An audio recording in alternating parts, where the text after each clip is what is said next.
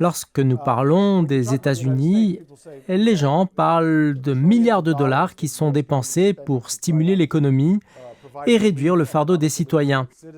Certains craignent que cela n'augmente le déficit budgétaire, ce qui pourrait entraîner une augmentation des charges fiscales.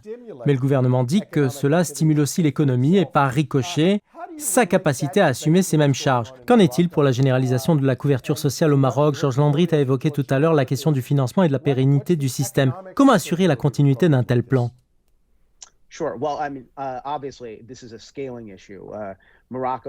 Écoutez, il est clair que cette question est relative, car le Royaume du Maroc compte environ 37 millions d'habitants, contre 320 millions pour les États-Unis. Donc, élaborer un plan de secours global ou non global aux États-Unis sera proportionnellement beaucoup plus grand.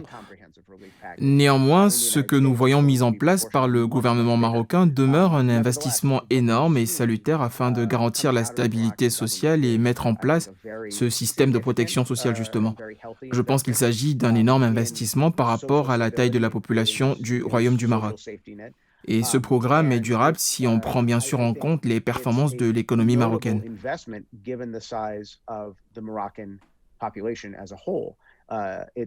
Même si nous avons assisté à quelques fluctuations l'année dernière dans les premiers mois de la propagation de la pandémie, l'économie marocaine se dirige vers une tendance très positive et nous assistons au début d'une véritable croissance des échanges, notamment dans le nord du Maroc, qui est proche du continent européen, dans la région portuaire de Tanger Med.